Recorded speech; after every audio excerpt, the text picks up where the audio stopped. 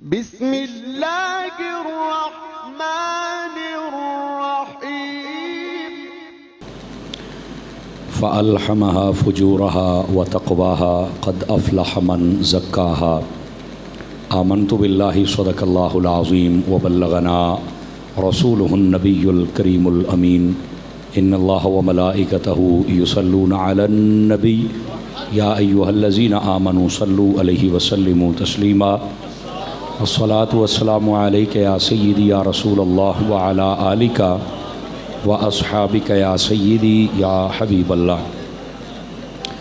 انتہائی محترم و معزز بزرگوں، نوجوان دوستوں، عزیز بچوں، اللہ رب العزت کی فضل و توفیق سے ہم سب جمعۃ المبارک ادا کرنے کی نیت سے مسجد میں حاضر ہیں۔ میری دعا ہے خالق کائنات جل جلالہ ہم سب کا حاضر ہونا اپنی بارگاہ اقدس میں قبول و منظور فرمائے۔ حضور سرور عالم نور مجسم رسول مکرم صلی اللہ علیہ وآلہ واصحابہ وبارک وسلم، آپ کا فرمان اقدس ہے، جو بندہ میری ذات پر جتنا زیادہ درود پاک پڑھے گا، کل بروز قیامت وہ بندہ اتنا زیادہ میرے نزدیک ہوگا۔ اس واسطے کوشش فرمایا کریں، کثرت، محبت اور شوق کے ساتھ ہم سب درود پاک پڑھیں۔ اللہ تعالی ہم سب کو عمل کی توفیق عطا فرمائے۔ سورہ والشمس کی تفسیر کا سلسلہ ہمارا پچھلے جمعے کو شروع ہوا تھا، جہاں سے گفتگو رکی تھی وہیں سے آگے میں بات کو لے کے چلتا ہوں۔ پچھلے جمعۃ المبارک میں جو گفتگو ہوئی تھی، ربط ملانے کے لیے میں آپ کو عرض کیے دیتا ہوں۔ اللہ تبارک و تعالیٰ نے اپنی قدرت پر کچھ دلائل ارشاد فرمائے تھے اور قسمیں ارشاد فرمائی تھی، اور اس کے بعد ارشاد فرمایا تھا کہ ہم نے انسان کو پیدا کیا ہے اور برابر پیدا کیا ہے، کسی کالے کو کسی گورے پر اور کسی گورے کو کسی کالے پر کوئی فضیلت نہیں ہے، اسی طرح کسی عربی کو کسی اجمی پر اور کسی اجمی کو کسی عربی پر کوئی فضیلت نہیں ہے، اسی طرح امیر کو غریب پر اور غریب کو امیر پر بھی کوئی فضیلت نہیں ہے۔ ہاں، اللہ کی بارگاہ میں جو فضیلت کا معیار مقرر ہے وہ تقویٰ ہے۔ جس بندے میں جتنا زیادہ تقویٰ ہوتا ہے وہ اتنا ہی زیادہ فضیلت والا ہوتا ہے، وہ خواہ عرب کا ہو، عجم کا ہو، امیر ہو چاہے غریب ہو، اس کا رنگ سفید ہو چاہے کالا ہو، اگر وہ متقی ہے تو اللہ کی بارگاہ میں وہ بہت زیادہ شان، مرتبے اور فضیلت والا کہلاتا ہے۔ اسی واسطے ہم سب کو حکم ہے، اور اس آیت میں بھی آگے اللہ نے ارشاد فرمایا کہ ہمیں اپنا تزکیہ نفس کرنا چاہیے۔ تزکیہ نفس کا مطلب ہوتا ہے اپنے آپ کو ستھرا کرنا۔ ستھرا کرنے کی دو صورتیں ہوتی ہیں، ایک ہوتا ہے اپنے ظاہری جسم کو ستھرا کرنا، جیسے ہم غسل کرتے ہیں، کپڑے اچھے پہنتے ہیں، خوشبو لگاتے ہیں اور گھروں کی صفائی کرتے ہیں، اس کا بھی ایک بڑی اہمیت ہے، اور صفائی کو نصف ایمان کہا گیا ہے اور کرنی بھی چاہیے۔ اور ایک ستھرائی اور صفائی ہوتی ہے اندر کی صفائی، کہ بندہ اپنی آنکھ کو ستھرا کرے، کان کو ستھرا کرے، دماغ کو ستھرا کرے، دل کو ستھرا کرے، اپنے خیالات کو ستھرا کرے۔ تو اپنے آپ کو ستھرا کرنے کے دو طریقے ہوتے ہیں، ایک ہوتا ہے ظاہری طور پر، اس کا بھی حکم ہے ہماری شریعت میں، اور ایک ہوتا ہے باطنی طور پر کہ اپنے اندر کو صاف کیا جائے۔ بسا اوقات کئی بندے ایسے ہوتے ہیں ظاہراً جب ملاقات کرتے ہیں بڑے مسکرا کے سبحان اللہ، معلوم ہوتا ہے کہ یہ گلاب کا پھول ہے، لیکن اس کے اندر کیا ہوتا ہے یہ تو یا وہ جانتا ہے یا خدا جانتا ہے۔ تو آدمی کا اندر جو ہے یہ صاف ہونا بھی بڑا ضروری ہے، اور جب آدمی کا اندر صاف ہو جائے تو اصل بندے کا تزکیہ ہوتا ہی اس وقت ہے جب بندے کا اندر ستھرا ہو جاتا ہے۔ تو یہ جو ہمارا دل ہے نا، اس کے اندر یہ بغض اور حسد اور تکبر اور کینہ، لڑائی جھگڑے، ایک دوسرے کے خلاف حسد، یہ جو ہم نے مختلف قسم کے جانور اپنے دلوں میں باندھے ہوئے ہیں نا، ان جانوروں کو نکالنا پڑے گا، اور یہاں پر صرف اور صرف محبت کا پرندہ بیٹھے تو پھر بات بننے والی ہے۔ اور یہ بھی یاد رکھ لیں، بسا اوقات ایسا ہوتا ہے کہ جو بندے کے دل میں ہوتا ہے نا وہ چہرے سے بھی نظر آتا ہے۔ ہاں، آپ صوفیاء کے پاس بیٹھے نا تو وہ چہرے کو دیکھ کر فوراً دل کو دیکھتے ہیں، وہ زیادہ لمبی چوڑی باتیں نہیں کرتے. آج کل کے ڈاکٹر ہوتے ہیں، ان کے پاس چلا جائیں تو انہیں سمجھ نہیں آتی، وہ بیچارے پھر ٹیسٹ کرواتے ہیں، یہ کرواؤ یہ کرواؤ یہ کرواؤ، اور بعد میں دوائی دیتے ہیں وہ بھی تکے والی، لگ گئی نہیں تو کسی اور کو ٹور جا. لیکن جو پہلے حکیم ہوتے تھے وہ نبض پکڑ کے بتا دیتے تھے کہ تیرے معدے میں گرمی ہے اور تو نے فلاں چیز کھائی ہے، تجھے یہ مسئلہ ہے. ایسے ہی ہوتا تھا نا. تو اسی طرح ڈاکٹر دو قسم کے ہیں، تو اس لائن میں بھی لوگ دو قسم کے ہیں. ایک صرف علماء ہوتے ہیں، ایک علماء کے ساتھ صوفیاء بھی ہوتے ہیں. علماء تمہاری ظاہری صورتحال کو دیکھ لیتے ہیں، لیکن علماء میں سے وہ بندے جو ساتھ میں صوفیاء بھی ہوں. اور یہ یاد رکھ لیں، جو صوفی ہوتا ہے وہ عالم ضرور ہوتا ہے. یہ ہو ہی نہیں سکتا کہ بندہ صوفی اور پیر ہو اور عالم نہ ہو، چونکہ یہ بات واضح ہے. متخذ اللہ ولیا جاہلا، اللہ تعالیٰ کسی جاہل کو کبھی ولی بناتا ہی نہیں ہے. ہمیشہ جو ولی ہوتا ہے وہ عالم ہوتا ہے. یہ بات ذہن نشین فرما لیں آپ حضرات. تو ایک صرف علم والا ہوتا ہے اور ایک علم والے کے ساتھ دل کی آنکھیں رکھنے والا بھی ہوتا ہے. تو جس کو اللہ یہ عطا کر دے تو پھر وہ دیکھ کر ہی اگلے بندے کا علاج کر دیتا ہے. تو اللہ کرے ہمیں ایسے بندے میسر آ جائیں جو ہمارے ظاہر کو بھی ٹھیک کریں اور ہمارے باطن کو بھی ٹھیک کریں. بہت سارے ہمارے صوفیاء کی تعلیمات ہیں، لیکن ان صوفیاء میں سے ایک موجودہ دور کے اندر بہت بڑا نام ہے سیدی امیر اہل سنت کا، جن کو دنیا مولانا محمد الیاس ستار قادری رضوی دامت برکاتہم العالیہ کے نام سے یاد کرتی ہے. آپ جیسے لوگوں کی ظاہراً تربیت فرماتے ہیں، اصلاح کرتے ہیں، ویسے ہی لوگوں کی باطنی طور پر بھی آپ تربیت و اصلاح فرماتے ہیں. بس اللہ ہمیں عمل کی توفیق عطا فرما دے. تو میں عرض یہ کر رہا تھا کہ اللہ رب العزت نے انسان کو بنایا اور پھر انسان کو برابری کے طور پر چیزیں عطا کی، لیکن تقوی والا انسان اللہ کی بارگاہ میں مقام و مرتبہ رکھتا ہے. اور تقوی کسے حاصل ہوتا ہے؟ جو بندہ اللہ سے ڈرتا ہے، اور بالخصوص لوگوں کے سامنے نہیں، تنہائی میں. چونکہ لوگوں کے سامنے بڑے بڑے ڈر جاتے ہیں، لوگوں کے سامنے آ کر بڑے بڑے لوگ تسبیحاں نکال لیتے ہیں، لوگوں کے سامنے آ کے بڑے بڑے لوگ نمازیں شروع کر لیتے ہیں، لوگوں کے سامنے بڑے بڑے لوگ درود پاک شروع کر دیتے ہیں. کچھ مشکل باتیں کہہ رہا ہوں، میرا خیال ہے ایسے ہی ہے. لوگوں کے سامنے تو بڑے بڑے لوگ حاجی بن جاتے ہیں بھائی، ایسی ایسی باتیں کرتے ہیں، بندہ سمجھتا ہے اس امت کا آصف بن برقیہ یہ ایسے کمال کا بندہ. یہ پتہ چلتا ہے جب وہ تنہائی میں جاتا ہے پھر وہ کیا کرتا ہے. سمجھ آ رہی ہے؟ پھر اس کا پتہ چلتا ہے کہ آپ بھی نیکی کرتا ہے یا آپ بالکل فارغ ہے. اب موبائل پہ کیا دیکھ رہا ہے، ہن چانن ہوئے گا. آواز تھوڑی سی مشکل ہے، ٹھیک ہے. تو اس واسطے ظاہراً لوگوں کو دیکھ کر نیکی کی، یہ تو ریا ہے، اس کو ریاکاری کہتے ہیں. اور یہی شرک اصغر ہے کہ جو کوئی بھی نیکی کرے لوگوں کے لیے، اس کو چھوٹا شرک کہا گیا ہے. کوئی بھی نیکی بندہ لوگوں کے لیے کرے، لوگ دیکھ رہے ہیں میں نماز پڑھ رہا ہوں، لوگ دیکھ رہے ہیں میں تسبیح پڑھ رہا ہوں، لوگ دیکھ رہے ہیں میں خیرات کر رہا ہوں. بھائی لوگوں کے لیے کر رہا ہے، کبھی اس کے لیے بھی کر لے. سمجھ آ رہی ہے میری بات کی؟ تو یہ اصل بات ہے. تو اس لیے ہمیں بڑا پھونک کے قدم رکھنا ہے اور اپنا ہر عمل ہمیں اپنے رب کی رضا کے لیے کرنا ہے. ٹھیک ہے، یہاں تک اللہ رب العزت نے ارشاد فرمایا. اب آگے کی بات آج میں آپ کی خدمت میں عرض کرتا ہوں. فرمایا فَأَلْهَمَهَا فُجُورَهَا وَتَقْوَاهَا. انسان کو جب ہم نے بنایا نا تو فرمایا کہ اس انسان کے اندر ہم نے دو چیزیں رکھی ہیں، ایک ہے اچھائی کی طاقت اور ایک ہے برائی کی طاقت. دو چیزیں انسان کے اندر ہیں. آپ جتنے مجھ سمیت بیٹھے ہیں نا، سب کے اندر دو تھی. اچھائی کی طاقت بھی اللہ نے رکھ دی، برائی کی بھی رکھ دی. اور یہ بھی سنیے، ہمیں دونوں چیزوں کے اندر اختیار دیا گیا ہے. ہم مجبور نہیں ہیں. توجہ ہے آپ سب حضرات کی؟ ہم مجبور نہیں ہیں، ہمیں دونوں چیزوں میں اختیار ہے. چاہیں تو اچھائی کریں، چاہیں تو برائی کریں، دونوں کر سکتے ہیں. لیکن اللہ نے نتیجہ بھی ساتھ ارشاد فرما دیا. کوئی نہیں بتاتا، لیکن میرے رب نے نتیجہ بھی بتا دیا. فرمایا قد افلح من زکاہا. جو اچھائی کرے گا کامیاب ہو جائے گا. بتا دیا کہ اچھائی کرو گے کامیاب. چیزیں دو تمہارے پاس ہیں، راستے دو ہیں، بالکل تمہیں با اختیار بنا دیا گیا اس معاملے میں. سمجھ آ رہی ہے آپ حضرات کو؟ یہ جو انسان ہے نا، یہ ہر معاملے میں با اختیار نہیں ہے. یہ یاد رکھ لیں، ہر معاملے میں با اختیار نہیں ہے.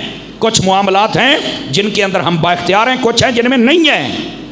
جو ہمارے اسلامی عقائد ہیں ان میں ہم با اختیار نہیں ہیں. بس جو کہہ دیا ماننا ہے. توجہ ہے نا سب حضرات کی؟ اللہ ہے، رسول ہیں، کتابیں ہیں، فرشتے ہیں، جنت ہے، دوزخ ہے، قبر ہے، حشر ہے، نشر ہے، ان سب پہ عقیدہ رکھنا ہے تو رکھنا ہے۔ کسی کو سمجھ آئے تب بھی رکھنا ہے، نہ سمجھ آئے تب بھی رکھنا ہے، اس میں ہم مجبور ہیں، بالکل ہمیں رکھنا ہے۔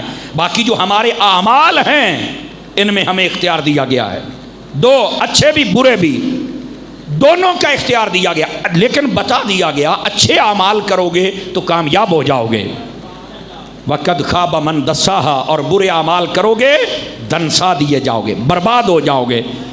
دسا یہ اس کا معنی ہوتا ہے مٹی میں کوئی چیز چھپا دینا، سمجھ آئی ہے؟ یہ جب بندہ اچھائیاں کرتا ہے تو ایسے چمکتا ہے جیسے سونے کے اوپر سہاگا پھیر دیا جائے۔ آپ کو اگر کوئی سنارا بیٹھا ہے تو یہ سہاگا ایک خاص قسم کی پالش ہوتی ہے، جس کو سونے کے اوپر پھیرا جائے تو وہ چمک جاتا ہے، ٹھیک ہے؟ جب بندہ نیک اعمال کرتا ہے تو وہ مزید چمک جاتا ہے، اور جب بندہ برے اعمال کرے تو وہ بندہ ایسے ہے جیسے سونے کو مٹی میں دبا دیا جائے۔ سمجھ آ رہی ہے؟ اللہ نے دونوں چیزیں واضح فرما دی، ارشاد فرما دی کہ اے انسان دو چیزیں تیرے سامنے ہیں، لیکن ان چیزوں میں ہم با اختیار ہیں، باقی ہر چیز میں ہم با اختیار نہیں ہیں، صرف ان دو چیزوں میں ہیں۔ اور کتنے با اختیار ہیں، کتنے مجبور ہیں، یہ بھی سن لیں۔ ایک شخص نے مولا علی سے سوال فرمایا، اس نے کہا ہم کتنے با اختیار ہیں اور کتنے مجبور ہیں؟ آپ نے فرمایا کھڑے ہو جاؤ، وہ کھڑا ہو گیا۔ آپ نے فرمایا ایک ٹانگ پر کھڑے ہونا ہے، وہ کھڑا ہو گیا۔ ایک ٹانگ اٹھا لی اور جی میں کہتے ہیں ایک پیر تے کھلو کے تو دعا پیر چک لیا۔ آپ نے کہا ٹھیک ہے۔ فرمایا کہ آپ ایسے کرو، دونوں پاؤں اٹھاؤ اور کھڑے ہو جاؤ۔ اس نے کہا نہیں حضرت یہ نہیں ہو سکتا، دونوں پاؤں کیسے اٹھاؤں؟ ایک پاؤں پر تو میں کھڑا ہو سکتا ہوں کچھ نہ کچھ، لیکن دونوں پاؤں زمین سے اٹھا لوں اور کھڑا بھی رہوں یہ نہیں ہو سکتا۔ فرمایا بس اتنے مجبور ہیں اور اتنے با اختیار ہیں۔ اب سمجھ آ گئی آپ سبھی حضرات کو؟ بھائی اتنی ہمارے اختیار ہے اور اتنے میں ہم مجبور ہیں۔ اب ہمیں بھی سمجھنا چاہیے کہ کچھ معاملات میں ہم با اختیار ہیں اور کچھ میں ہم مجبور ہیں، اور کن میں مجبور ہیں وہ میں بتا چکا، اور کن میں با اختیار ہیں وہ بھی میں عرض کر چکا۔ لیکن اللہ رب العزت نے دونوں چیزیں بتا دی کہ ہم نے انسان کے اندر دو چیزیں رکھی ہیں، دو چیزیں۔ اچھا جب یہ انسان کے اندر دو چیزیں ہیں تو بسا اوقات ذہن میں یہ آتا ہے بھائی ہم نے تو وہ کرنا ہے جو ہماری تقدیر میں لکھ دیا گیا، تو پھر ہمیں ثواب اور عذاب کیوں ہوگا بھائی؟ پھر ہمیں جہنم میں کیوں ڈالا جائے گا؟ توجہ ہے سب حضرات کی؟ یہ بسا اوقات ذہن میں سوال ہوتا ہے اور لوگ یہ کرتے ہیں کہ جب تقدیر میں لکھ دیا گیا اور ہم نے وہ کرنا ہے تو پھر ہمیں جہنم میں کیوں ڈالا جائے گا؟ تو میں نے کہا جہنم والا ہی سوال کرتے ہو، جنت والا کیوں نہیں کرتے ہو؟ سمجھ آ رہی ہے؟ اصل بات پتہ کیا ہے؟ اصل بات یہ ہے، یہ بڑا خاص مسئلہ ہے، اس کو سمجھ لے اور اتنا ہی سمجھنا ہے آپ نے، اس سے زیادہ اس مسئلے میں بحث کی اجازت نہیں ہے۔ تقدیر والے مسئلے میں ہم نے جو کرنا تھا اللہ نے اپنے علم سے پہلے ہی جان لیا کہ یہ بندہ یہ کرے گا، اللہ نے وہی تقدیر میں لکھ دیا۔ اس کا یہ مطلب نہیں ہے کہ جو وہاں لکھ دیا وہ ہمیں کرنا ہے، نہیں نہیں، جو ہم نے کرنا تھا وہ وہاں لکھا ہوا ہے۔ اب اس بات کو سمجھیے گا۔ اب میں آپ کو تھوڑی سی ایک اور مثال دے دوں تاکہ نا آپ کو بات سمجھ میں آ جائے۔ دیکھیں آپ ایک دوائی لیتے ہیں، ایک سیرپ لے کے آتے ہیں، ٹیبلٹ گولیاں لے کے آتے ہیں آپ، ان کے اوپر لکھا ہوتا ہے کہ یہ جو سیرپ ہے، شربت ہے، یہ 2024 کی 12 تاریخ کو ایکسپائر ہو جائے گا، ختم ہو جائے گا۔ مجھے بتاؤ کیسے پتا چلا؟ شربت نے بتایا ہے یا اوپر کمپنی نے لکھا ہے تب پتا چلا؟ نہیں، اصل بات یہ ہے کہ وہ جو کمپنی کی مشینیں ہیں نا، جب اس کے اندر شربت کو ڈالا گیا تو ان مشینوں نے بتا دیا کہ یہ شربت اتنے دیر تک چلے گا، اس میں یہ طاقت ہے۔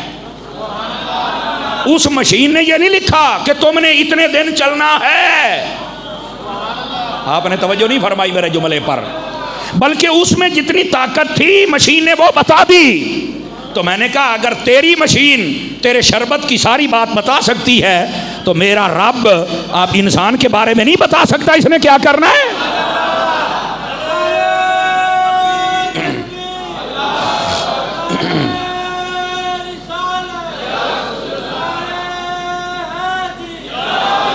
آواز کمزوروں والی ہے، آواز بہت کمزوروں والی ہے، یا سبھی بولا کریں یا سبھی نہ بولا کریں، ٹھیک ہے؟ ذرا جاگ کے بیٹھے. اب بات سمجھ آئی آپ حضرات کو؟ تو یہ جو ایکسپائری ڈیٹ ہوتی ہے اس کا کیا مطلب ہے؟ یعنی اس میں جو طاقت ہوتی ہے وہ اس مشین کو پتہ چل جاتا ہے کہ اس نے اتنی دیر چلنا ہے تو وہ وہی لکھ دیتے ہیں. اسی طرح جو ہم نے کرنا تھا اللہ نے اپنی قدرت سے جانا اور وہاں لکھ دیا. جو نہیں فرمائی آپ حضرات نے، یہ مطلب ہے. اب اگر کچھ آسان ہو گیا تو میں یہاں تھوڑی سی اور آسانی ڈال دوں تاکہ آپ کو مسئلہ مزید سمجھ میں آ سکے. کوئی بندہ کہہ سکتا ہے، اور یہ ایسا بھی ہوا، حضرت مولا مرزا کے پاس ایک شخص آیا، کہنے لگا جب تقدیر میں ہر شے لکھی ہوئی ہے تو پھر ہم دعائیں کیوں کرتے ہیں؟ اور ملنا تو وہی ہے جو وہاں لکھا ہوا ہے، تو پھر ہمارے دعا کرنے کا کیا فائدہ؟ اب بظاہر تو اس کی بات ٹھیک تھی کہ ہم دعا کرتے کیوں ہیں جب وہی ملے گا. تو آپ نے بڑا سونا جواب دیا، فرمایا ہو سکتا ہے تیری تقدیر میں لکھا ہی یہ ہو کہ یہ جو بندہ دعا کرتا جائے اسے دیتے جانا. آپ نے توجہ نہیں فرمائی جملے پر. ہو سکتا ہے تیری تقدیر میں لکھا ہی یہ ہو کہ جو یہ دعا مانگے اسے دے دینا. تو بھائی تو دعا مانگے گا تو ملے گا، مانگت ملے گا. تو جب تو مانگے گا نہیں تو تجھے ملے گا بھی نہیں. تو اب اسے مسئلہ سمجھ آیا. اس نے کہا ہم نے تو تقدیر کو کچھ اور ہی سمجھ رکھا ہے. فرمایا تقدیر وہ تلوار نہیں کہ بس جو چل گئی تو چل گئی، نہیں نہیں، ایسی کوئی بات نہیں ہے. یہ ہے تقدیر کا اصل مسئلہ. اور پھر تقدیر کی آگے اقسام ہے. ایک تقدیر کی وہ قسم ہے جو کبھی بدل نہیں سکتی. مثال کے طور پر میں نے مرنا ہے، یہ میری تقدیر میں لکھ دیا گیا تو میں نے مرنا ہے، جو مرضی ہو جائے، جو مرضی ہو جائے میں نے مرنا ہے.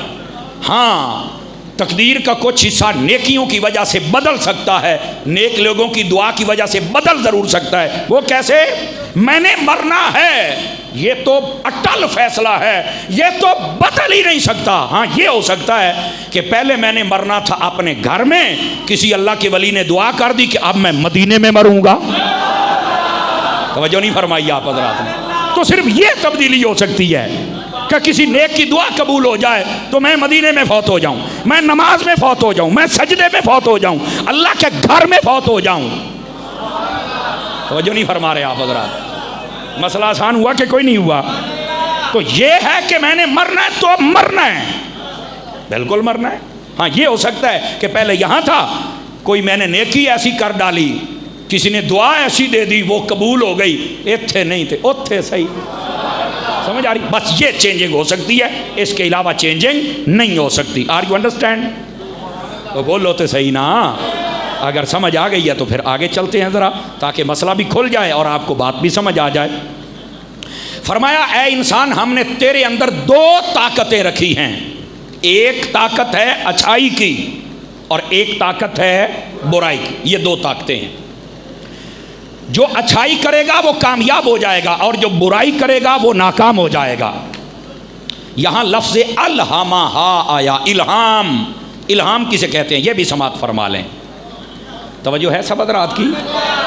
یہ جو ٹھنڈی ہوا ہے نا چلر کی، یہ بسا اوقات آپ پر نیند کو غالب کر دیتی ہے، لیکن یہ باتیں بڑی جاگ کے سننے والی ہیں. بے شک آپ زیادہ زور نہ لگائیں لیکن اتنا ضرور ہو کہ میرے آن دا مول تو پورا ہوئے نا جی. ٹھیک ہے، ذرا دھیان فرمائیے گا. الہام کس کو کہتے ہیں؟ اللہ کی طرف سے کوئی چیز جس کا تعلق خیر سے ہو. خیر اچھائی کو کہتے ہیں، بھلائی کو کہتے ہیں. اللہ کی طرف سے وہ چیز جس کا تعلق بھلائی سے ہو، بندے کے دل یا دماغ میں آ جائے، اس کو الہام کہتے ہیں. آسان کیا میں نے؟ اگر سمجھ آئی ہے نہیں تو تھوڑا سا کھول دوں بات کو. جڑے چوپ بیٹھے ہو کہ میں کھولنا سرکار تو سدا. اچھا یار سیر سارے بندے ہلاؤں نے اج کر کے، ناراض نہ ہونا. سر ہلانا بھی اچھی بات ہے. اس کا مطلب ہوتا ہے کہ میری گردن میں سریا نہیں ہے. نہیں توجہ فرمائی. کیوں جی؟ سر ہلانا بھی اچھی بات ہے. اس کا مطلب ہوتا ہے میری گردن میں سریا نہیں. وہ تو سر ہلدا پیا ہے. اچھی بات ہے، اچھی بات ہے سر ہلانا، لیکن تھوڑی سی زبان ہلا دیا کریں. جمعے والے دن تو نیکیوں کا ثواب 70 گنا تک بڑھا دیا جاتا ہے. ٹھیک ہے، بیٹھ میرے چاند، بیٹھ میرے لال، بیٹھ جائیے.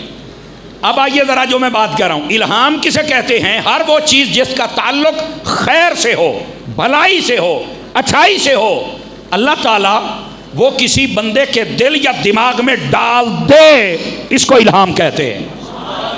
اور یہ دل و دماغ میں ڈالنے کا دو طریقے ہوتے ہیں، یا تو اللہ ڈائریکٹ ڈالتا ہے، یا پھر اللہ کسی فرشتے کے ذریعے سے اس بندے کے دل و دماغ کے اندر وہ بات ڈال دیتا ہے، اور جیسا وہ کہتا ہے ویسا ہو جاتا ہے یا ویسا ہو چکا ہوتا ہے۔ توجہ ہے؟ یہ ہوتا ہے الہام، کہ بندے کو پہلے ہی اللہ رب العزت کی طرف سے کچھ نہ کچھ آئیڈیا مل جاتا ہے کہ یہ جو کام ہو رہا ہے اس معاملے میں میری یہ رائے ہے، میری اسیسمنٹ یہ ہے، اور وہ اس کی اپنی نہیں ہوتی، وہ ادھر سے عطا کی جاتی ہے۔ اس کو سمجھ آ رہی ہے میری بات کی؟ اس کو الہام کہتے ہیں۔ اور پھر اس کے مطابق وہ جب بات کرتا ہے تو فعل واقعہ، جس کو حقیقت حال کہتے ہیں، علماء کی زبان میں مقتضائے حال کہتے ہیں، اس کے مطابق وہ بات بالکل سچی نکل آتی ہے۔ اب بات سمجھ آ رہی ہے آپ سبھی حضرات؟ میں ایک مثال دے دیتا ہوں۔ حضرت سیدنا فاروق اعظم رضی اللہ عنہ آپ نا اپنے دور خلافت میں جمعہ پڑھا رہے تھے، اور جمعہ پڑھاتے پڑھاتے آپ نے کہا ساریہ پہاڑ کی طرف ہو جاؤ، ساریہ پہاڑ کی طرف ہو جاؤ۔ اب اسلام کا ایک لشکر گیا ہوا تھا 1500 کلومیٹر دور مقام نہاوند، وہاں پر جنگ لڑ رہا تھا جمعے کے دن، اور حضرت فاروق اعظم نے بھیجا ہوا تھا۔ اس کے جو لشکر کے سردار و امیر تھے، جو سپاہ سالار تھے، وہ حضرت ساریہ نامی شخص تھے۔ تو آپ نے جمعہ پڑھاتے پڑھاتے یہ بات کہہ دی۔ اچھا جب جمعہ ہو رہا تھا نا تو سارے نے ایک دو منہ الوے کھڑا پہ بھی اے کی بھئی ساریہ کتھے، جنگ کتھے، جمعہ کتھے، خطبہ کتھے، عمر کتھے، کیا چکر ہے؟ اچھا حضرت عمر نے جمعہ تو پڑھا لیا لیکن بیچ میں سے کوئی بولا نہیں۔ اس کا مطلب ہے امام جب جمعہ پڑھائے کوئی بات سمجھ نہ آئے تو وچوں بولن دی ایڈی بھی جلدی نہیں ہونی چاہیے دی۔ کئیوں کو بڑا شوق ہوتا ہے بھی ہونے ہی میں بولنا ہے، نہیں توجہ فرما رہے آپ حضرات۔ وہ جب جمعہ پڑھ کے باہر نکلے نا تو سارے چلے گئے حضرت علی المرتضیٰ کے پاس، جا کے کہنے لگے علی وہ آج عمر نے کیا کر دیا، لگتا ہے بوڑھے ہو گئے ہیں، تو اس لیے ایسی بات ان کے منہ سے نکل گئی۔ حضرت علی المرتضیٰ پہ صدقے جاؤں، فرمایا چپ، تمہیں نہیں پتا یہ عمر ہے؟ میرے نبی صلی اللہ علیہ وسلم نے ارشاد فرمایا ہے، آپ نے فرمایا لِكُلِّ أُمَّةٍ مُحَدَّثٌ وَفِي أُمَّتِي عمر بن الخطاب، ہر امت کے اندر ایک محدث ہے۔ ایک ہوتا ہے محدث جو حدیث کا علم رکھے، ایک ہوتا ہے محدث جس کے اوپر الہام کیا جائے۔ فرمایا ہر امت میں ایک محدث ہوتا ہے۔ حضور نے فرمایا تھا میری امت میں اگر محدث ہے تو وہ عمر بن خطاب ہے۔ اللہ نے یہ سارا معاملہ عمر کے سامنے کھول دیا ہوگا، اس لیے تو عمر بولے ہیں۔ فرمایا حضرت عمر پر اعتراض نہ کرنا۔ پتہ چلا کوئی عمر پر اعتراض کرے تو علی بھی پسند نہیں فرماتے ہیں۔ آپ نے فرمایا عمر پر اعتراض نہیں کرنا، وقت کا انتظار کرو۔ اب وقت کا انتظار کیسے ہوا؟ جب اگلے 15 دنوں کے بعد وہاں سے بندہ آیا اور اس نے آ کے خوشخبری سنائی، ابھی 15 دن تک بات وہیں دبی ہوئی ہے کہ اس کا کیا رزلٹ اور نتیجہ نکلتا ہے۔ جب وہ بندہ خوشخبری لے کے آیا نا تو حضرت مولا علی نے سارے بندے نے اکٹھا کی تھا۔ فرمایا اب اس سے پوچھتے ہیں بتاؤ جب جنگ لڑ رہے تھے تو تمہیں فتح کیسے ہوئی؟ تو وہ کہنے لگا ہم تو ہارنے والے تھے اور دشمن کا شکنجہ کستا جا رہا تھا۔ ایسے یکدم حضرت عمر کی آواز آئی، اوے پہاڑ کی جانب، اوے پہاڑ کی جانب۔ فرمایا عمر کی آواز سنی، ہم پہاڑ کی طرف ہوئے، مل کے ہم نے حملہ کیا، اللہ نے ہمیں فتح عطا فرما دی۔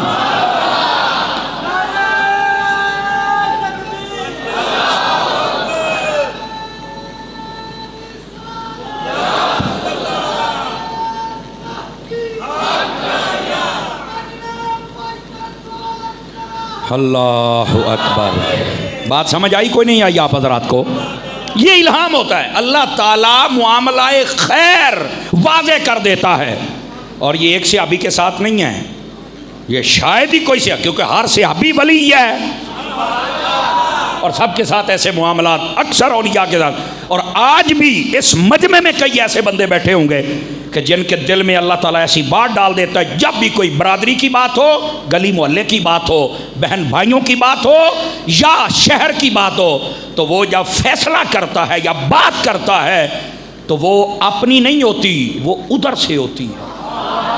اللہ تعالیٰ اس کو وہ معاملہ فہمی عطا کرتا ہے، اس کے جو کلمات وہ الہامی ہوتے ہیں، پتہ بچا اوقات اسے بھی نہیں ہوتا، اور اس کے جو کلمات ہوتے ہیں ان کی وجہ سے معاملہ مزید خوبصورت ہو جاتا ہے، ساری لڑائی جھگڑا بھی ختم ہو جاتا ہے اور اللہ کی رحمت بھی اس میں شامل ہو جاتی ہے۔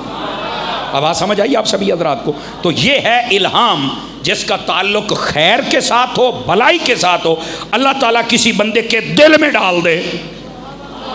اب میں آپ کو ایک مثال دیتا ہوں، کئی مرتبہ ایسا ہوا ہوگا، کئی مرتبہ کئی بندے رات کو جب سفر کرتے ہیں نا تو کہتے ہیں یار یہ ایک بیچ میں سے راستہ جا رہا ہے، یہاں سے جاتے ہیں اور نیڑے ہے جناب 10 منٹ لگنے ناپا شہر پہنچ جانا ہے۔ 2-3 بندے راضی ہوتے ہیں لیکن ایک بندہ ان میں سے اڑ جاتا ہے، کہتا نہیں یہ راہ ٹھیک نہیں، آپ اتو دی جانا ہے، بامے بڑا ہے، لیکن جانا ہم نے اوپر سے ہے۔ کیوں؟ وہ کہتا ہے یار میرا دل کہتا ہے کہ یہ نہ راستہ ہمارے لیے اچھا نہ رہے گا۔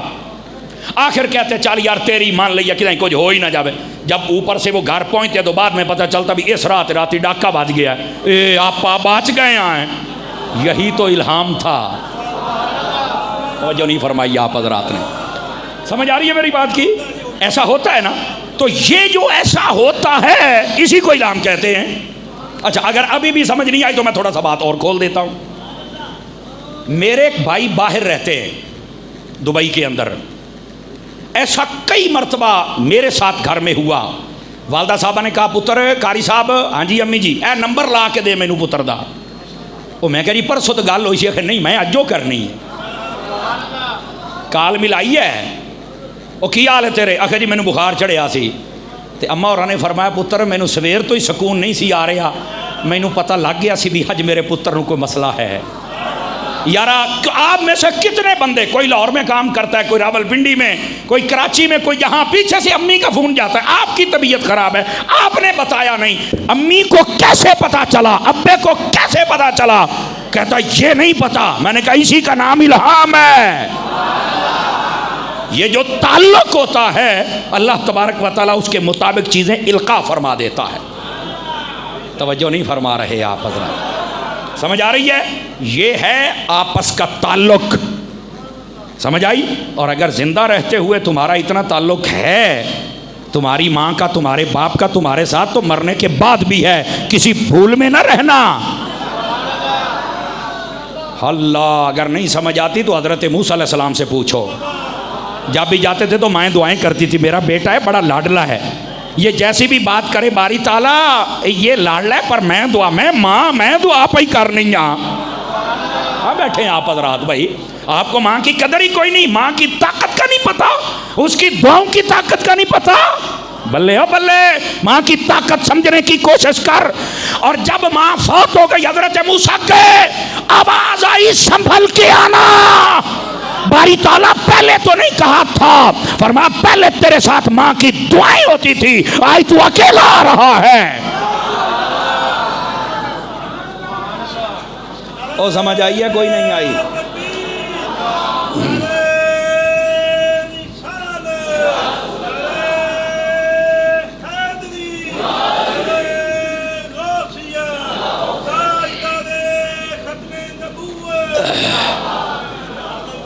سمجھ آ رہی ہے تو سبحان اللہ فرما سکتے ہیں آپ حضرات؟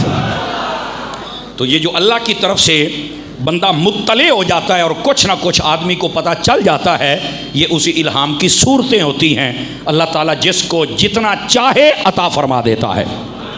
سمجھ آ رہی ہے میرے بھائیوں کو؟ تو یہ الہام کی صورت ہوتی ہے۔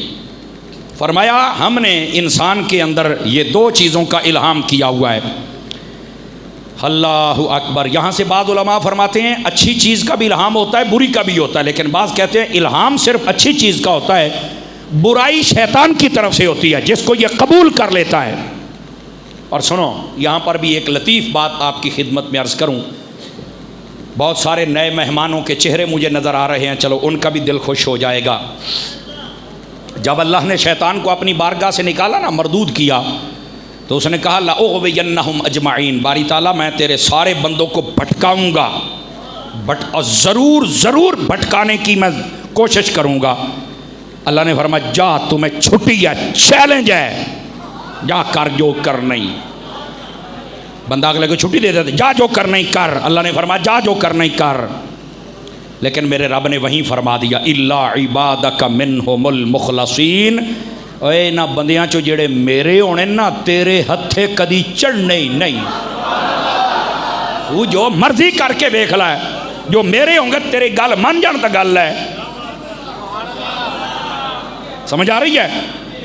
شیطان نے پتہ کیا کہا، اجی گل نہیں نہ مکی، انہیں تو گل ٹوری، میں تیرے بندوں کو بہکاؤں گا۔ اللہ نے فرمایا جا تینی چھٹی ہے، چیلنج ہے، بہکا کے دیکھ لا، میرے تیرے ہتھی نہیں ہونے۔ انہیں آگے باری تعالیٰ تینوں پتہ ہے کہ میں کدھروں کدھروں ہونا ہے؟ فرمایا بتا کدھر کدھر سے آئے گا؟ فرنٹ سیٹوں والے دھیان فرمائیں ذرا۔ اس نے کہا ان ایمانہم وان یمینہم وان شمائلہم، میں دائیں سے بھی آؤں گا، بائیں سے بھی آؤں گا، آگے سے بھی آؤں گا، پیچھے سے بھی آؤں گا، سجے کبے اگے پیچھے۔ اگلی بات پھر میں آہستہ سے بتا رہا ہوں، اللہ نے فرمایا جا تجھے پھر بھی چھٹی ہے، تو جدھر سے مرضی آ جا۔ اسی کے تحت علماء نے ایک نکتہ لکھا ہے جو آپ کے دلوں کے اندر مزید محبت خدا و مصطفیٰ پیدا کر دے گا۔ علماء نے لکھا ہے سائیڈیں صرف 4 نہیں ہیں، مسئلہ سمجھنے کی کوشش کریں، تھوڑا سا میں رکا ہوں تاکہ آپ مسئلہ سمجھ پائیں۔ جو سائیڈیں ہوتی ہیں وہ 4 نہیں ہوتی، وہ 6 ہوتی ہیں، جس کو فارسی میں کہتے ہیں شش جہات۔ 4 جہات نہیں ہیں، جہتیں 4 نہیں کہ سجا کھبا اگا پیچھا بس نہیں، 6 ہیں، سجا کھبا اگا پیچھا اتا تے تھلا۔ سنیے سنیے، جب شیطان نے کہا نا میں تیرے بندوں کو بہکاؤں گا، فرمایا جا بہکا، میرے بندے تیرے ہتھے نہیں آئیں گے۔ اس نے پھر کہا کہ میں دائیں بائیں آگے پیچھے سے آؤں گا۔ علماء کہتے ہیں اللہ نے 2 راستے شیطان کے دماغ سے نکال دیے تھے، ایک اوپر والا ایک نیچے والا۔ اور کیا مطلب تھا؟ فرمایا دائیں بائیں آگے پیچھے سے آئے گا، لیکن جو بھی میرے بندے سے کروا لے، 2 راستے میں نے اپنے بندے کے لیے کھول کے رکھے ہیں۔ اگر یہ سجدہ کر کے نیچے والے راستے سے مانگے گا میں پھر بھی عطا کر دوں گا، اگر یہ دعا کر کے اوپر والے راستے سے مانگے گا میں پھر بھی عطا کر دوں گا۔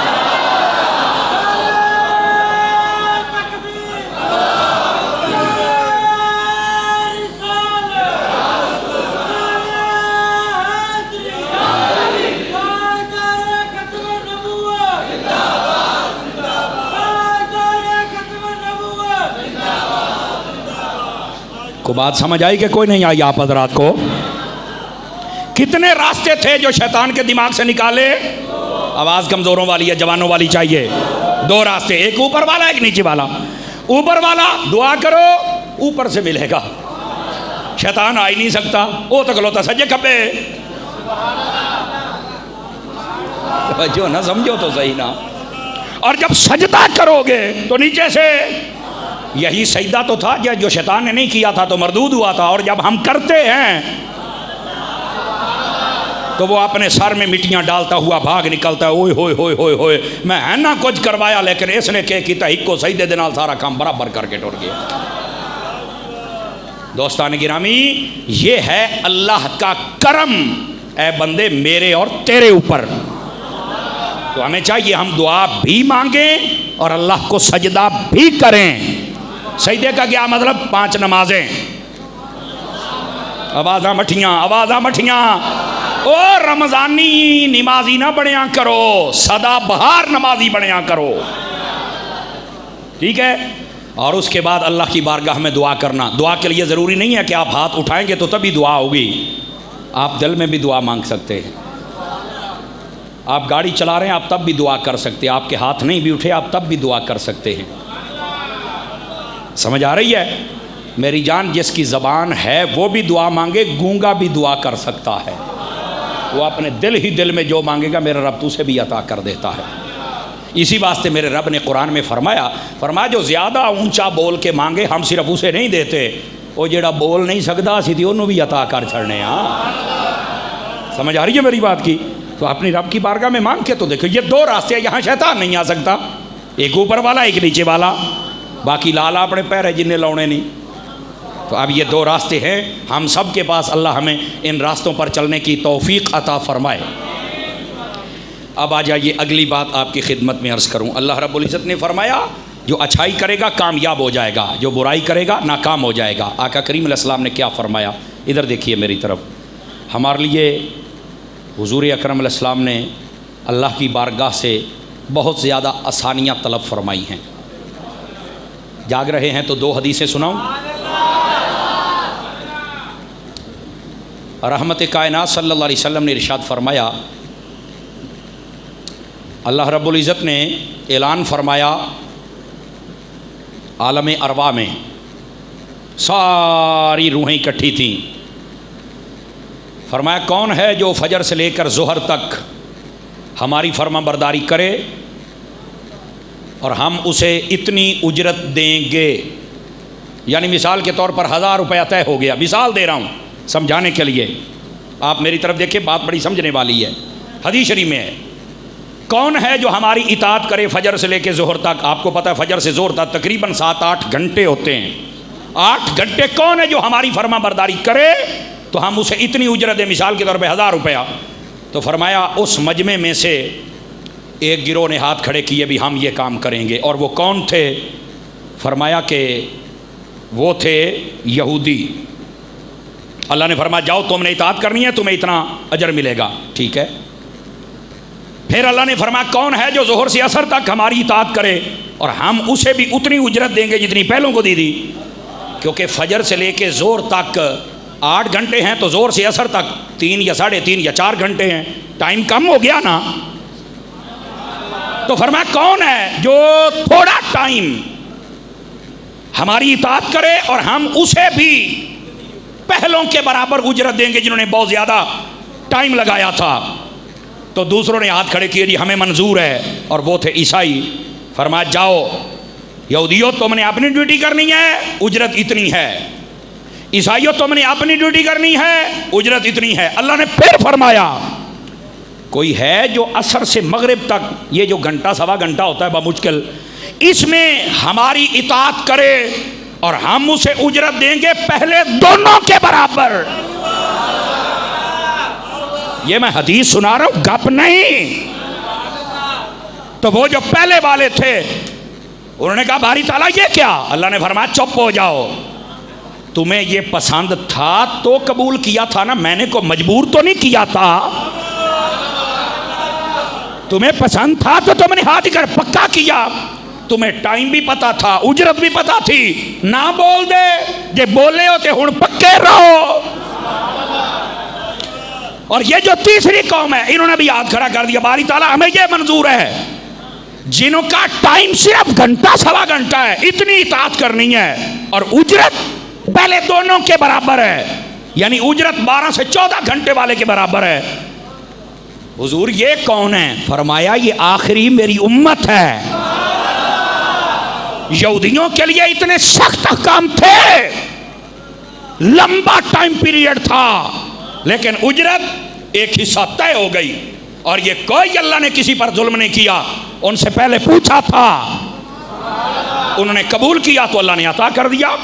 دوسرا ٹائم عیسائیوں پر اور تیسرا ٹائم امت مصطفیٰ پر. اے حضور کے دیوانوں اور غلاموں, او اتنی دور سے آنے والوں سمجھو حضور کی نسبت و غلامی کیا چیز ہے. ہم اجرت بہت زیادہ لے لیتے ہیں لیکن ہمارا اطاعت کا ٹائم تھوڑا ہے. یہ کس وجہ سے؟ حضور نے فرمایا لوگو یہ میری نسبت کی وجہ سے اللہ نے تمہیں عطا فرما دیا ہے. اور صرف یہاں نہیں,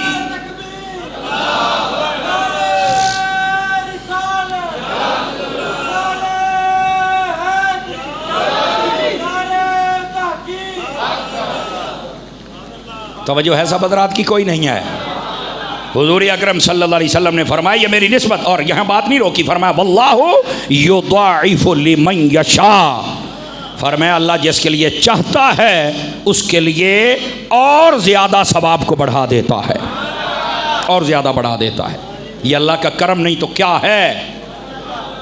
سمجھ آ رہی ہے؟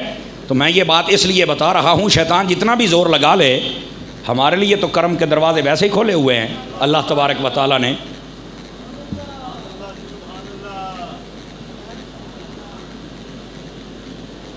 عرض کرتے ہیں جی کٹھیاں ہولن ہولی ہولی. ذرا سبحان اللہ فرمائیے، آخر میں پڑھتے ہیں اس کو بھی۔ تو اب بات سمجھ آئی آپ سبھی حضرات کو کہ ہمارے اوپر اللہ کی طرف سے کتنی مہربانی ہے۔ آپ دیکھیں میں آپ کو ایک مثال دیتا ہوں۔ آپ انا انزلناہ فی لیلۃ القدر اس کی تفسیر پڑھ لیں، کسی بھی مکتبہ فکر کی، سنی وہابی دیوبندی کسی بھی، یہ سبھی مان جاتے ہیں۔ اس کے اندر یہ لکھا ہے، نبی پاک علیہ السلام نے نا پہلی امتوں کے ایک عبادت گزار کا ذکر کیا جس کی عمر 1000 سال کے برابر تھی، اور کئیوں نے 500 سال لکھا، کئیوں نے اور اس سے 100 سال، جتنا بھی تھا اتنی اس کی عمر تھی۔ اور وہ کیا کرتا تھا؟ دن کو روزہ بھی رکھتا، جہاد بھی کرتا، رات کو اللہ کی عبادت بھی کرتا۔ نبی پاک کے غلاموں نے سنا، پریشان ہو گئے، ہماری عمر بھی تھوڑی، ہمارے پاس اتنا مال و دولت بھی نہیں کہ خیرات کریں، جہاد بھی ہر روز نہیں ہم کر سکتے۔ پہلی امتوں نے تو ثواب لٹ کے لے گئے۔ نبی پاک خاموش ہوئے، اللہ نے قرآن کی آیت نازل فرما دی، فرمایا لیلۃ القدر خیر من الف شہر، اے محبوب تمہاری امت کو ایک رات دے دی ہے جس کو لیلۃ القدر کہتے ہیں۔ رمضان کی آخری طاق راتوں میں یہ تلاش کر لیں، جس کو یہ رات مل گئی اس میں عبادت کر لے، میں رب فرمایا اسے 1000 مہینوں کی عبادت سے زیادہ ثواب عطا کروں گا۔ ایک رات، کتنی راتیں ہیں اور ثواب کتنا ہے؟ آہستہ بول رہے ہیں آپ حضرات، 1000 مہینوں کی عبادت سے بہتر اللہ ثواب عطا کر دیتا ہے۔ تو میں نے کہا بتاؤ یہ کس کے صدقے میں ہے؟ کہا یہ تو نہیں پتا۔ میں نے کہا پتا ہوتا تو سنی نہ ہوتا، یہ سب کچھ میرے حضور کے صدقے میں ہے، تاجدار مدینہ صلی اللہ علیہ وسلم کے صدقے میں جو حضور کی امت اللہ نے اس کے اوپر اتنا کرم فرمایا ہوا ہے۔ لیکن ہم پھر بھی حاصل نہ کریں تو یہ ہماری بہت بڑی ناکامی ہوگی، اس لیے ضرور حاصل فرمائیے ایسی راتوں میں۔ اور بعض مولویوں کو ہم نے دیکھا ہے، نہ جانے ان کو کیا تکلیف ہوتی ہے، وہ کہتے ہیں ایسی راتوں میں عبادت کرنا بدعت ہے۔ میں کہا مولوی تیرا جمنا بدعت نہیں؟ توجہ نہیں فرمائی آپ حضرات نے؟ اور مولوی تیرا بک بک کرنا بدعت نہیں؟ اگر کوئی بندہ اللہ کی عبادت کرنا چاہتا ہے تو تجھے مسئلہ کیا ہے؟ کیسے یار شیطان نسل کے مولوی ہیں، شیطان نسل کے بندے عبادت اللہ کی کر رہے ہیں، صلاۃ و تسبیح یہ پڑھ رہے ہیں، سڑدا ہو بیٹھا ہے اور باقاعدہ طور پر کہتے ہیں نہیں ہمیں تو یہ رات ملی ہی نہیں۔ میں نے کہا واقعی شیطان کو کہاں ملی؟ یہ تو ہے ہی انسانوں کے لیے، شیطانوں کے لیے تو یہ نہیں ہے نا۔ جو ایسے کمینہ قسم کے بندے، بالکل ایسے مولوی کو سننے کی ضرورت نہیں ہے جو تمہیں رب کے بارگاہ میں کھڑا ہونے سے بھی روکے، وہ بھی کوئی مولوی ہے؟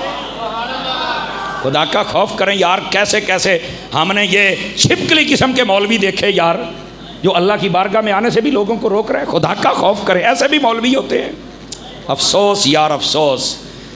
سن لو، جب تمہارا جی چاہے، جس وقت چاہے، جتنا چاہے تم اپنے رب کی عبادت کر سکتے ہو، کوئی مائی کلال تمہیں نہیں روک سکتا۔ ہاں جب دن چڑھ جائے تو دن میں 3 ٹائم ہوتے ہیں زوال کے، رات میں کوئی ٹائم زوال کا نہیں ہے۔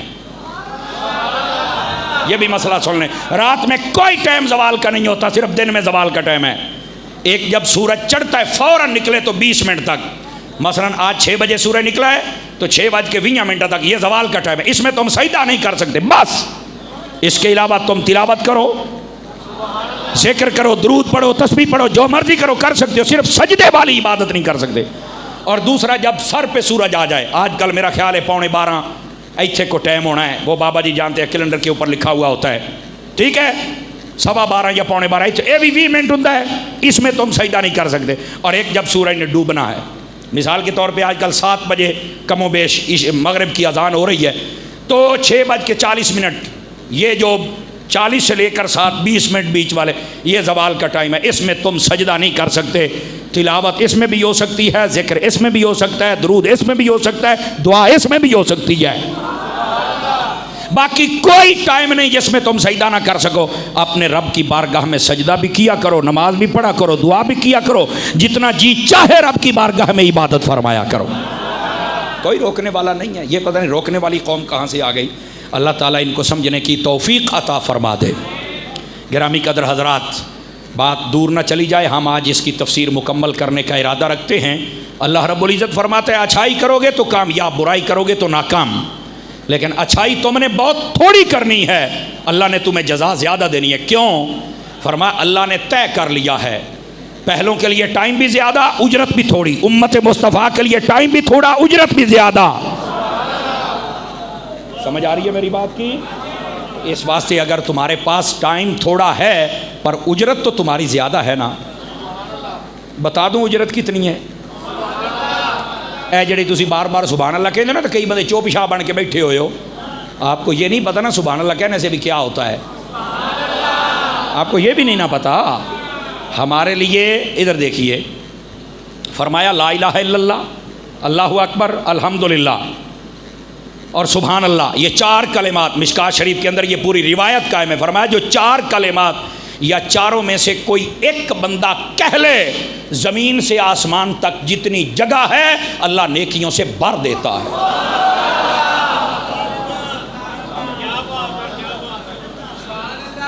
یہ ہے ثواب ایک مرتبہ سبحان اللہ کہنے کا، ایک مرتبہ الحمدللہ، یا ایک مرتبہ لا الہ الا اللہ کہنے کا، ایک مرتبہ اللہ اکبر کہنے کا۔ اور ہمارے کئی بندے پھر بھی بڑی استقامت کے ساتھ چپ کر کے بیٹھے رہتے ہیں۔ اللہ دے آپ بندے آج آیا جو ہیں تے ثواب لے لے، مال والی بات ہے، ثواب تو لے لینا اور کچھ نہیں لے سکتا۔ تو یہ ہے ہمارے لیے نیکیاں کمانے کا ذریعہ۔ ایک بات اور سنا دوں، اللہ اکبر، مسلم شریف، توجہ، دیگر کئی کتب میں ہے، فرمایا جو بندہ عشاء کی نماز پڑھ کے سو جائے اللہ تعالیٰ آدھی رات عبادت کرنے کا ثواب عطا کرتا ہے۔ جو بندہ اٹھ کے فجر پڑھ لے اللہ تعالیٰ باقی آدھی رات کا بھی ثواب دیتا ہے۔ گویا کہ جو فجر عشاء پڑھ کے سو جائے اور اٹھ کے فجر پڑھ لے اللہ تعالیٰ پوری رات عبادت کا ثواب عطا فرما دیتا ہے۔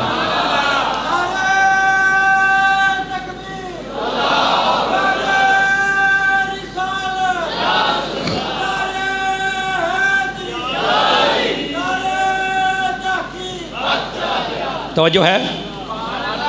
بات سمجھ آئی کہ کوئی نہیں آئی آپ حضرات کو؟ سنو میرے آقا کریم نے کیا فرمایا۔ میرے آقا فرماتے ہیں جو بندہ، ادھر دیکھیں میری طرف، اگر آپ کو سنی ہے بات تو ایک اور بھی سن لیں۔ فرمایا جو بندہ فجر کی نماز پڑھ کے اپنے گھر سے نکلتا ہے، حضور نے فرمایا وہ اللہ کا جھنڈا اپنے ہاتھ میں لے کر نکلتا ہے۔ جو فجر کی نماز پڑھ کے نکلتا ہے، اور جو فجر کی نماز پڑھے بغیر اپنے گھر سے نکلتا ہے فرمایا وہ شیطان کا جھنڈا اپنے ہاتھ میں پکڑ کر پھر نکلتا ہے۔ بتاؤ شیطان کے جھنڈے کے ساتھ نکلنا ہے یا رحمان کے جھنڈے کے ساتھ نکلنا ہے؟ تو پھر فجر کی نماز پڑھا کرو۔ یہ ہے فجر کی نماز کی برکت۔ پانچوں نمازوں کے بارے میں اکثر سناتا رہتا ہوں۔ حضور نے فرمایا تمہارے گھر کے دروازے کے سامنے سے ایک نہر گزرے اور تم 5 مرتبہ نہاؤ، تمہارے جسم پر کوئی میل کچیل رہ جائے گی؟ حضور نہیں رہے گی۔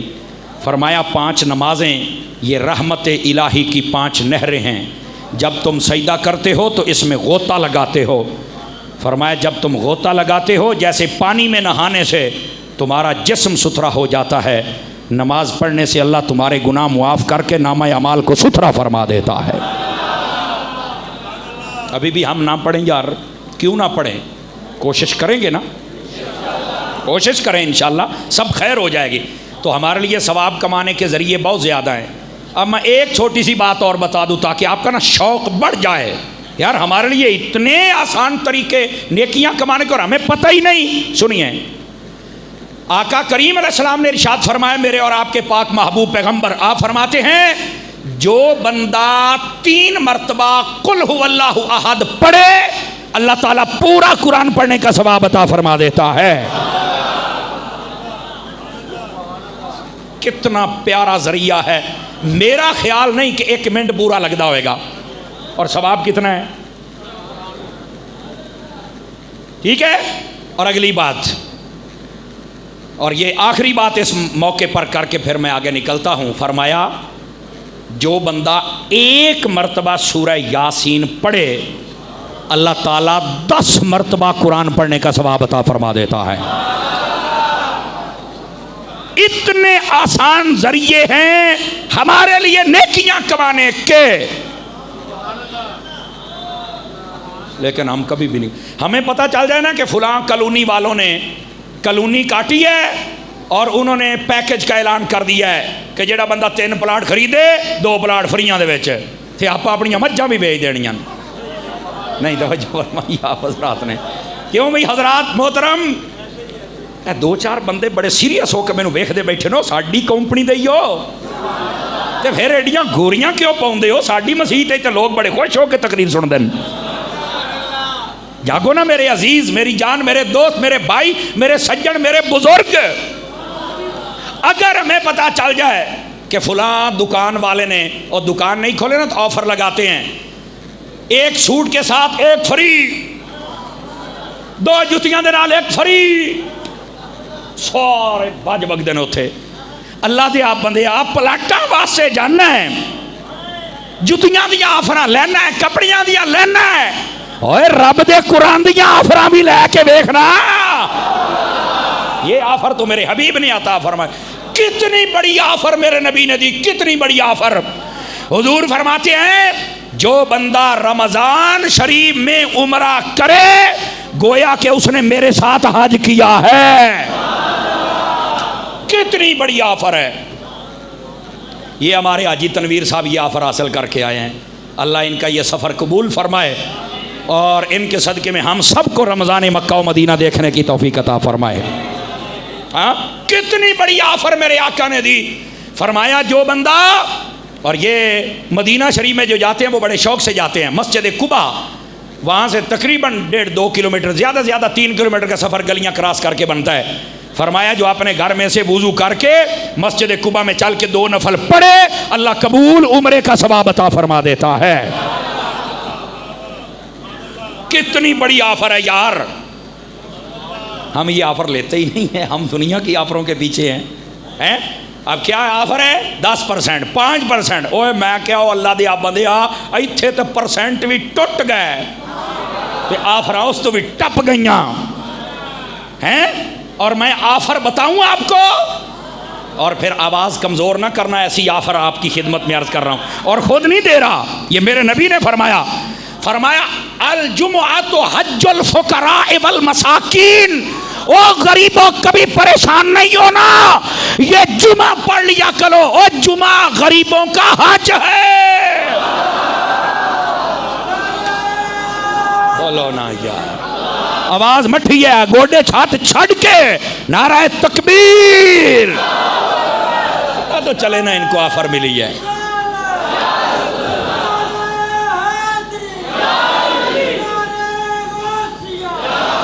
بس اوقات یہ ہوتا ہے او سمر صاحب آئی تے کام چک دیتا ہے.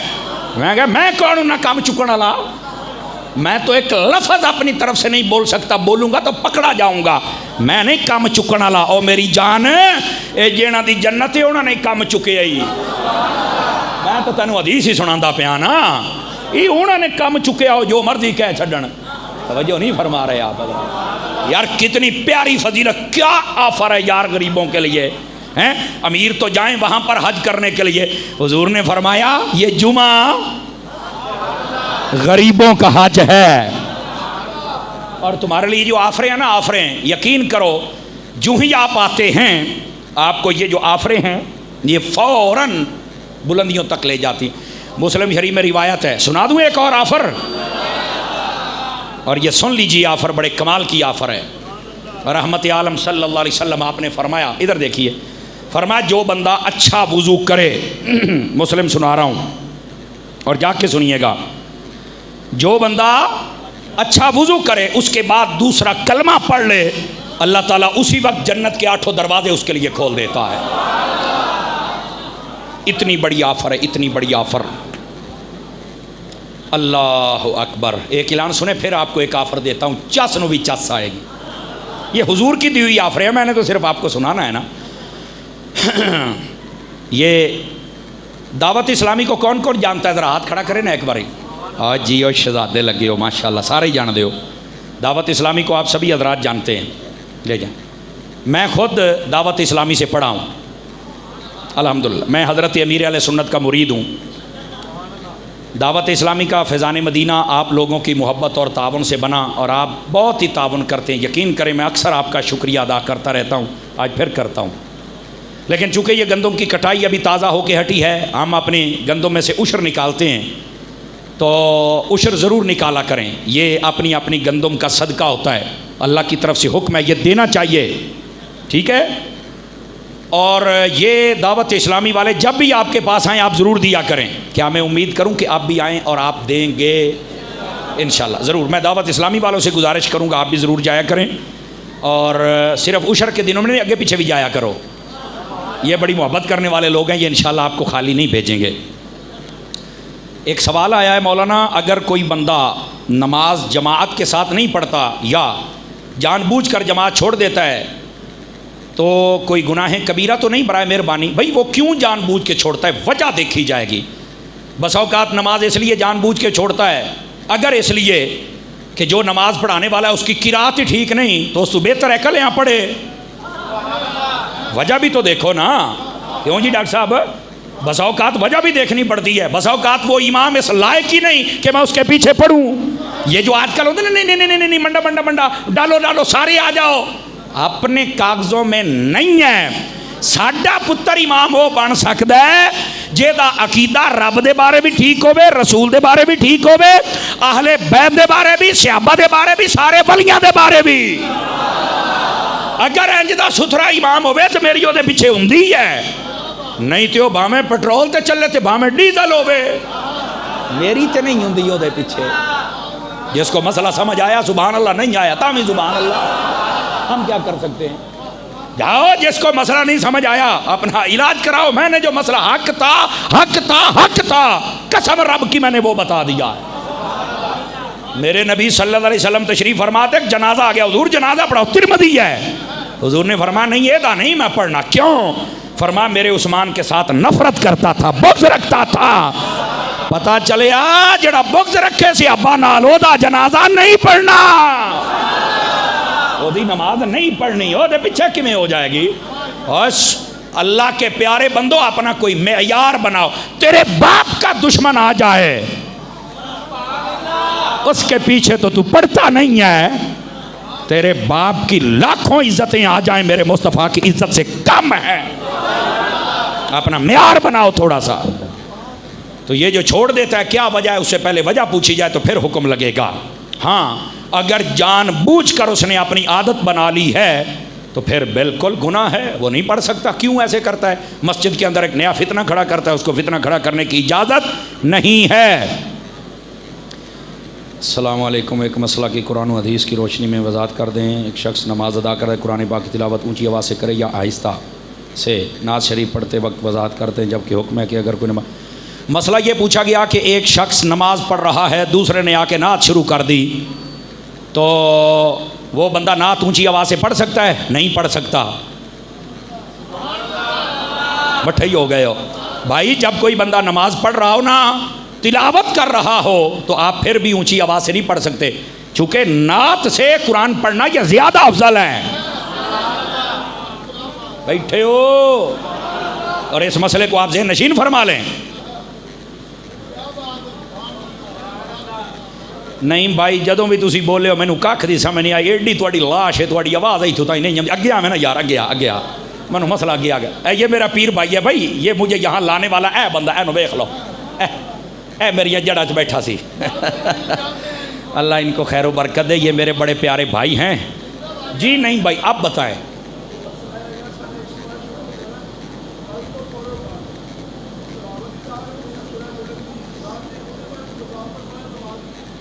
جی میں آپ کو بتا دیتا ہوں۔ مسئلہ یہ پوچھا گیا ہے کہ جب کوئی بندہ تلاوت کر رہا ہو، نماز پڑھ رہا ہو، تو کوئی بندہ نعت پڑھ سکتا ہے؟ نہیں پڑھ سکتا۔ توجہ ہے کہ کوئی نہیں؟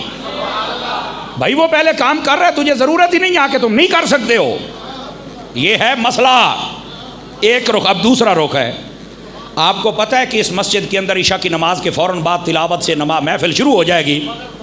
میں ایک مثال دے رہا ہوں، عشاء کے بعد محفل شروع ہونی ہے، تو آپ لیٹ آئے ہیں، اب محفل شروع ہے، آپ نے آ کے نماز شروع کر دی، اب آپ کا قصور ہے، ہن گھر جا۔ پٹھے پہ گئے ہو او بھائی جان، ہن سائڈ تے ہو۔ اب شیڈول ہے نا، شیڈول دے دیا گیا، سب کو پتہ ہے۔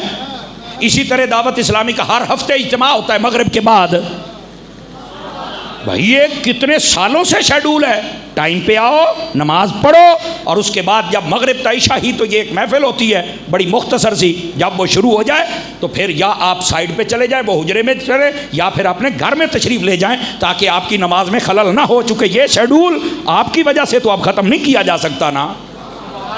لیٹ آپ آئے ہیں، جو پہلے آئے تو ان سب نے پڑھ لی ہے، اور نماز ہو جاتی ہے، دعائے ثانی ہو جائے تو بعد میں چل کے ہم شروع کرتے ہیں، پہلے نہیں کرتے۔ اب مسئلہ سمجھ آ گیا ہے؟ یہ دو صورتیں تھی، میں نے دونوں صورتیں واضح کر دی، اور نہیں بھائی بھی چاہتے تھے کہ یہ مسئلہ حل ہو جائے۔ اللہ تعالیٰ آپ کا اور ہمارا آج کا حاضر ہونا قبول فرمائے۔ دعا کریں اللہ میرے ملک کو سلامتی و استحکام نصیب فرمائے۔ سیاسی ٹمپریچر بہت آگے پہنچ چکا ہے، اپنے تعلق کسی سے خراب نہیں کرنے، نہ تبصرے کرنے کی ضرورت ہے۔ آپ اجتماعی طور پر اللہ سے دعا مانگیں، توبہ کریں، اور اپنے ملک کی سالمیت کے لیے دعا کریں۔ سنتیں ادا فرما لیجیے۔